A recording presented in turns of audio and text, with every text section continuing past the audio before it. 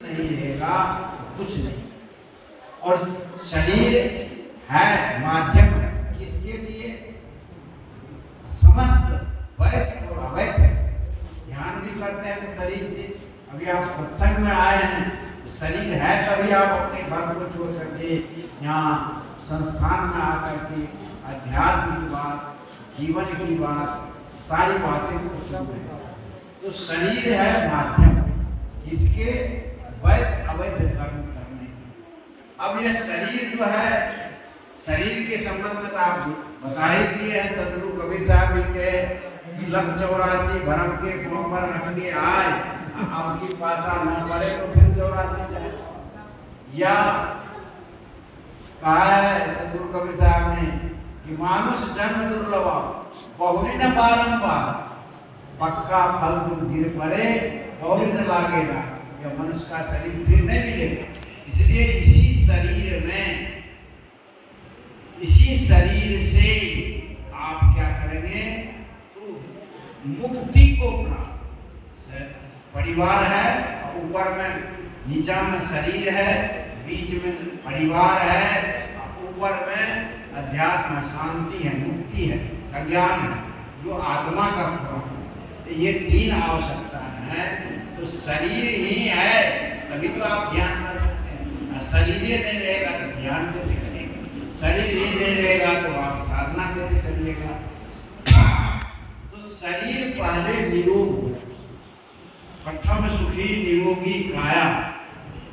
निरोगी हो गए शरीर तब आप कुछ कर सकते हैं। रोगी आदमी कुछ नहीं कर सकता। हम कबीर चौरा में थे तो जितने बार वहाँ का नियम था, क्या नियम हुआ नहीं हुआ, जितने बार दिन पे खाना जाए 4 बार जाए तो 4 बार सुना। लेकिन आज जब लोग बीमार हो जाता है तब 4 बार सुना, तब तो 1 बार भी मुश्किल हो जाता है।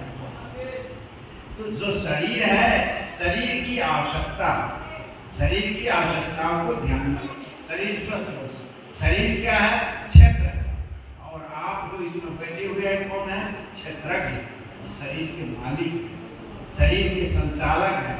आप हैं तो आंख देखती है, आप हैं तो कान सुनता है, आप हैं तो हाथ पैर चलते हैं, और आप इससे निकल जाइएगा, शरीर मुर्दा हो जाएगा। यही जीव ही शिव है। जीवो ब्रह्म, जीव ही ब्रह्म है, अपर नहीं, दूसरा नहीं है। जीवो ब्रह्म, जीव ही ब्रह्म, दूसरा नहीं।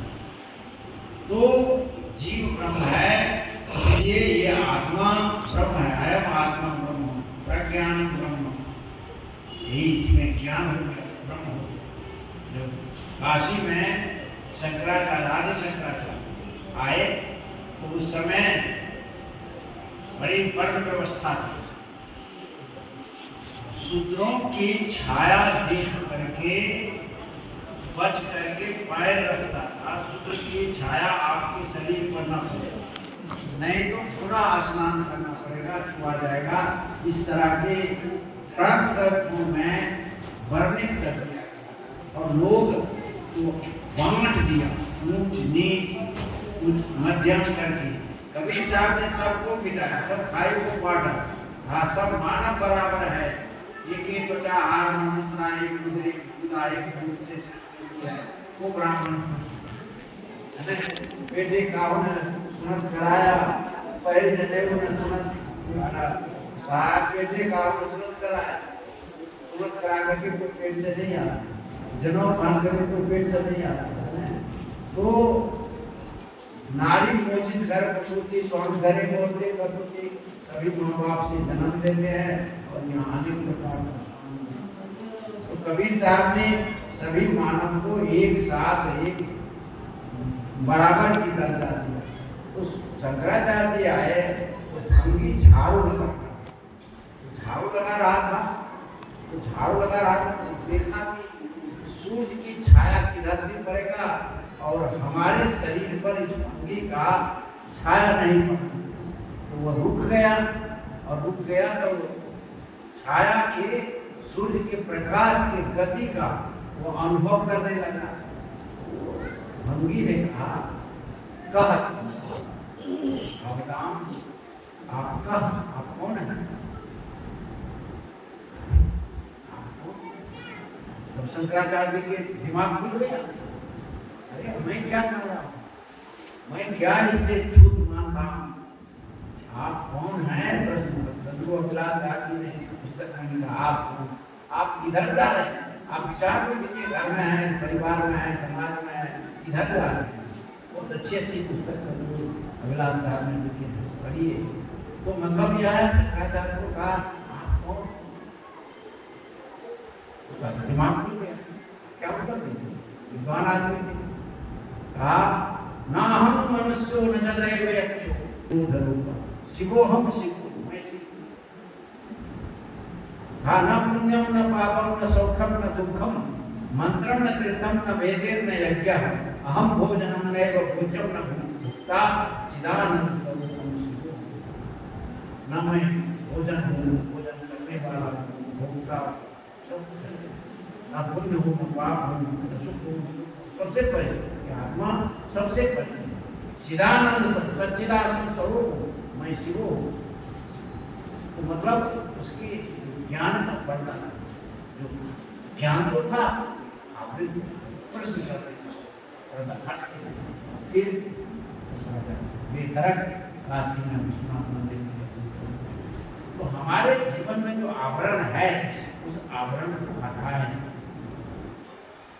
अब आवरण जब तक नहीं हटेगा तब तक ज्ञान नहीं। हमारी अविद्या जो है हमारे बुद्धि को भ्रमित कर देता है।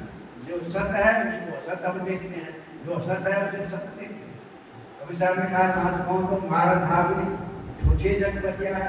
सांच कहते हैं तो मारने के लिए दौड़ता है, झूठा जाता है, झूठे के पीछे झूठ लोग भरा हुआ है। सतगुरु ने कहा झूठ जुगाकर दाढ़ी मिथ्या है संसार, यह संसार मिथ्या है, जैसा आप देखते हैं वैसा है नहीं। इसलिए यह शरीर क्या है?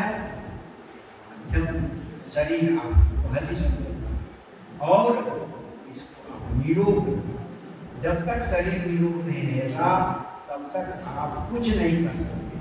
शरीर की निरोगता के लिए क्या है? सात्विक आहार, सात्विक व्यवहार और सात्विक विचार, ये तीन चीज जरूरी है। सात्विक आहार, सात्विक व्यवहार और सात्विक विचार, ये तीन चीज जब आपके जीवन में आएगा तो आहार शुद्ध हो सत्शुद्धि, सत्शुद्धि ध्रुवा शुद्धि। आहार की शुद्धि से सत्य की शुद्धि होती है। आप मांस मदिरा शराब दारू खाएंगे तो आपकी बुद्धि भ्रष्ट हो जाएगी। आज तमाम लोग मजदूरी करता है, कोई काम करता है और वो शराब पी करके नशा खाकर, आज स्मैक चला है 250 रुपये में एक इतना प्लास्टिक में देता है, धुआं पीता है 250 रुपये का। अब वो 2 बार पी लिया 500 रुपया चला गया। तो आप जो है अपने कमाई के 75%, हम देखते हैं पूरे भारतवर्ष में अपनी कमाई के 75% भाग लोग नशा में, फिजूल खर्च में या गलत भोजन आहार में बर्बाद कर देते हैं। उससे स्वास्थ्य भी बिगड़ता है, घर की स्थिति भी खराब होती है। इसलिए आहार, क्या ये सोयाबीन का रिफाइन है, क्या मूंगफली का रिफाइन है? नहीं, कुछ नहीं।